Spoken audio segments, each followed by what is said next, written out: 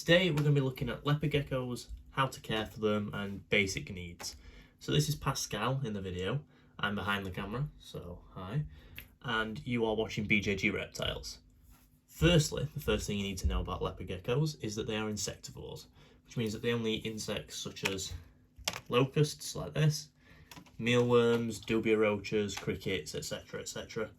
There are certain ones that are better. For instance, mealworms, locusts, crickets, dubias are brilliant.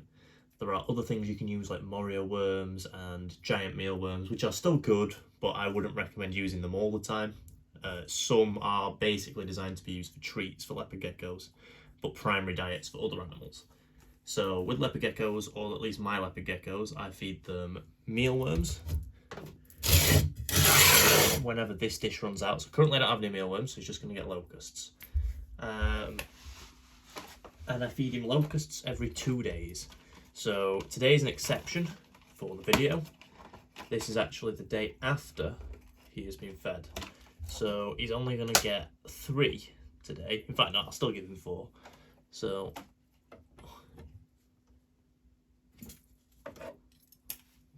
that is how you feed them locusts.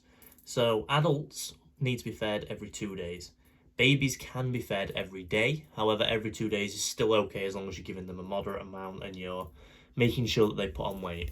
So as you can see from Pascal here, his tail is quite thick. This is where all the fat is stored in case they go on hunger strikes, things like that. He's also, his belly, you can't really see it from this angle, he's not touching the floor when he walks, but it's still pretty plump, which means that he's not overweight, he's not underweight, he's just the right weight. Now the gecko in the enclosure up above is a little bit slimmer than him. Still a healthy weight, but the tail isn't as fat, which is completely okay, but this gecko is also a little bit older, hence why his tail is just significantly bigger. Alright, let's get him the second locust, and then we will talk about actual care. So, the hotspot for this enclosure, which is provided by a heat mat or a heat lamp. In this enclosure, it's a heat mat underneath this soil here. This is a bit of slate to warm up so you can warm his belly as well. It has to be connected to a thermostat, for one, and it also has to be a range of 30 degrees Celsius to 32 degrees Celsius. You can convert that to Fahrenheit yourself, that's not too hard. And the cool side can't drop much below that. However, I believe mine drops to about 25 degrees Celsius, which is completely okay because they thermoregulate as long as it's not freezing on, well, this side of the enclosure. The vivarium is also significantly larger than what you're seeing. This is a 3x2 vivarium. It's larger than the bare minimum. But if I really wanted to, I could go for like a 4-foot vivarium as well, and they'd be completely fine. Now, both my geckos are in 3x2x2s, but they were both in tubs with newspaper beforehand. Oh, that one's got away, Pascal. So if I wanted to leave that in there, I could, and he would have hunted. But for the sake of the video, I will feed him off the tongs. That, and he will try and escape because he's an ass. So now, one thing is, you'll see that they are coming in dusted. All your food needs to be dusted with calcium, or if you don't have UVB, like this one doesn't have UVB, this is just a basic LED, it needs to have D3 calcium, which is the nutrient that they get from the sunlight. Basically, a lot of geckos, leopard geckos included, if they aren't given the correct diet and the correct care, they can form a disease called metabolic bone disease. That's basically their metabolism eating at the calcium in their bones can form basically a malnourished looking animal. So whereas his legs now are like in a 90-degree angle, sometimes they can bend, his tail can, his back can, it can cause all sorts of problems. So you've got to be really, really careful. As you can see, I've left that locust in because he doesn't want to eat that one. He probably wants some mealworms, but I've ran out, so he's going to have to cope. What else do they need? So, as you can see, there's a hide on the cool side, 2 hides on the one side. Now, this coconut, when he goes into shed, because you can see his colours go duller. Right now, he's really bright. It has sphagnum moss in it to help him shed. Sometimes I miss it and he's completely okay. I just spray it down after he's shed just in case there's anything stuck. Now, touch wood. Pascal's never had stuck shed. All his sheds have been perfect. Really happy with the care that I'm giving him. They also need to be supplied water. Now, the water bowl I've got is a little bit over the top. They don't really need something that big, but it just fits the aesthetic, so I've got it in there.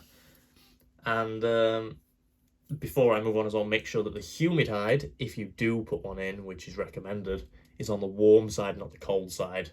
I can't remember the exact reason, but the cold side can cause some problems, so you just don't want to do that. Now, a lot of people ask me about the substrate this is in this enclosure. So the substrate is just dirt and sand. So it's topsoil mixed with play sand. It's about a 60-40 mix, so 60% topsoil, 40% play sand. It gives them the ability to dig, but it means that impaction is minimized. So impaction is when they eat some of the substrate with their food. You obviously don't want that because that can cause problems and blockages and things like that, and it can really harm your animal. Pascal's never suffered with anything like this, so I know this substrate works. He's also got a mealworm dish, like I said. He's got plenty of foliage, so he's got 2 fake plants in here. When I do move, and I've got a little bit more money, this will be turned into a bioactive enclosure, so these will be moved and it'll be proper plants, because you can do that with leopard geckos as long as you do the correct things, because they need an arid environment rather than a humid environment. And yeah, that's pretty much it for basic care. So the other thing you've got to look out for with leopard geckos is they can drop their tail. Now, they won't drop the tail as regularly as things like crested geckos, which just do it, you know, if there's a noise that's too loud and startles them. But if you, for instance, if I went to pick him up, instead of grabbing him by the belly or scooping him onto my hand, and I grabbed him by the tail, he might be encouraged to drop that.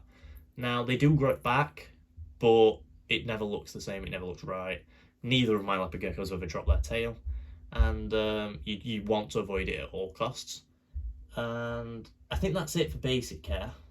Other than, as you can see here, this is a little bottle cap with some calcium in it. Let's see if he eats some of that. No, he's not interested. So that is, they will actually eat their own calcium because they know that the metabolism is basically eating calcium. So they will actually go and eat that themselves. As you can see, there's like little chunks missing out of it here. Let me cover that light. You see the chunks? That's because he's actually come and licked it. He did also tip it over earlier. So yeah, that's the thing. The only thing I could improve on in this enclosure is I can give him more area to climb. I'm going to give him some more area of height. Not in that corner because the vent is a little bit dodgy in that corner, but on the cold side I'm going to give him some area to climb, and maybe in the middle a branch or something.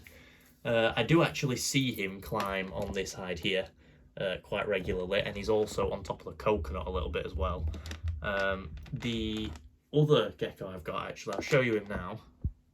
Blue is actually climbing on top of his core bark.